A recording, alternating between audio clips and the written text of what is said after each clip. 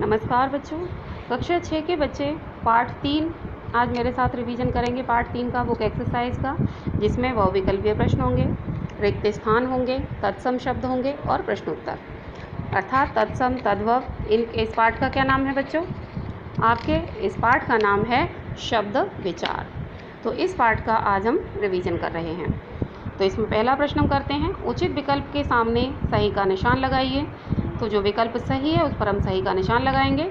जैसे प्रश्न नंबर का है, इसमें जिन शब्दों के खंड नहीं किए जा सकते उन्हें कौन से शब्द कहते हैं? तो इसका सही उत्तर होगा रूढ़ शब्द। प्रश्न नंबर ख, टिकट किस प्रकार का शब्द है? तो इसका उत्तर है विदेशी। प्रयोग के आधार पर कौन सा शब्द रूप नहीं है? सही उत्तर होगा यौगिक। सूर्य कौन सा शब्द है? तत्सम। अब आता है प्रश्न नंबर 2, उचित शब्द चुनकर रिक्त स्थान भरिए। तो ये शब्द यहाँ बॉक्स में दिए गए हैं, इनमें से रिक्त स्थान हमें भर रहे हैं। पहला प्रश्न है इसमें से, वर्णों के सार्थक समूह को कहते हैं, क्या कहते हैं? शब्द कहते हैं। प्रश्न नंबर ख, यौगिक होकर भी विशेष अर्थ में प्रयोग होने वाले शब्द कहलाते हैं योग रूढ़। गवाला, संस्कृत भाषा से परिवर्तन के साथ होकर हिंदी भाषा में आए शब्द कहलाते हैं तद्भव। इसके बाद प्रश्न नंबर घ, लीची शब्द है चीनी भाषा का। प्रश्न नंबर ड, वाक्य में प्रयोग के स्तर पर परिवर्तनशील शब्द कहलाते हैं, कैसे? विकारी शब्द कहलाते हैं। अब आता है बच्चों प्रश्न नंबर 3, नीचे दिए गए तद्भव शब्दों के सामने उनके तत्सम रूप लिखिए। ये जो तद्भव शब्द दिए गए इनके सामने इनके तत्सम रूप लिखने हैं। तो खेत का होगा क्षेत्र, जुग का होगा युग, घर का होगा गृह, मोर का मयूर, गांव का ग्राम, पंछी का पंक्षी, मुंह का मुख, दूध का दुग्ध और जुग का युग। ये बच्चों रिपीट हो गया है। अब इसके बाद अगला आता है प्रश्न नंबर 4। प्रश्न नंबर 4 में प्रश्नों के उत्तर हैं। तो पहला प्रश्न है इसमें, शब्द किसे कहते हैं? सार्थक और निरर्थक शब्दों में क्या अंतर है? तो इसका उत्तर होगा, वर्णों के सार्थक समूह को शब्द कहा जाता है। वर्णों का सार्थक समूह शब्द कहलाता है। वर्णों के सही मेल को से ही शब्द बनते हैं और प्रत्येक सार्थक शब्द का एक अर्थ होता है, निरर्थक शब्द का कोई अर्थ नहीं होता। एक बार फिर से समझ लीजिए, वर्णों के सार्थक समूह को शब्द कहा जाता है।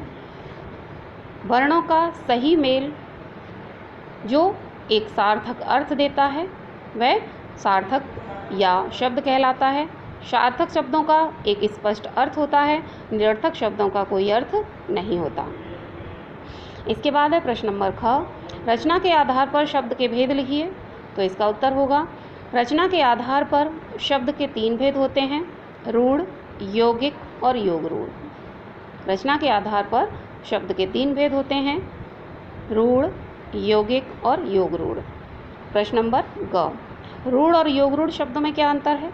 तो इसका सही उत्तर होगा, जिन शब्दों के सार्थक खंड नहीं किए जा सकते, जो किसी एक वस्तु, स्थान, व्यक्ति, कार्य या गुण के लिए प्रचलित होते हैं, उन्हें हम रूढ़ शब्द कहते हैं। जैसे घर, पुस्तक, तोता आदि। जो शब्द 2 या 2 से अधिक शब्दों के मेल से बनते हैं, जिनका कोई विशेष अर्थ प्रकट होता है, वो योग रूढ़ शब्द कहलाते हैं। जैसे पीत प्लस अंबर, पीतांबर, अर्थात ये जो शब्द है योग रूढ़ शब्द है और इस शब्द का प्रयोग कृष्ण के लिए किया गया है।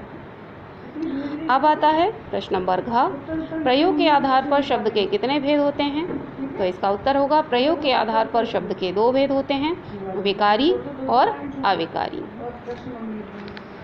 अब आता है प्रश्न नंबर ण, तत्सम और तद्भव शब्दों की उदाहरण सहित परिभाषा दीजिए।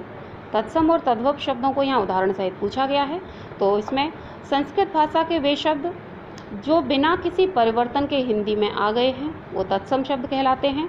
जैसे अग्नि, प्रकाश, सूर्य, वायु, आकाश, नमन, पुरस्कार, योग्य आदि।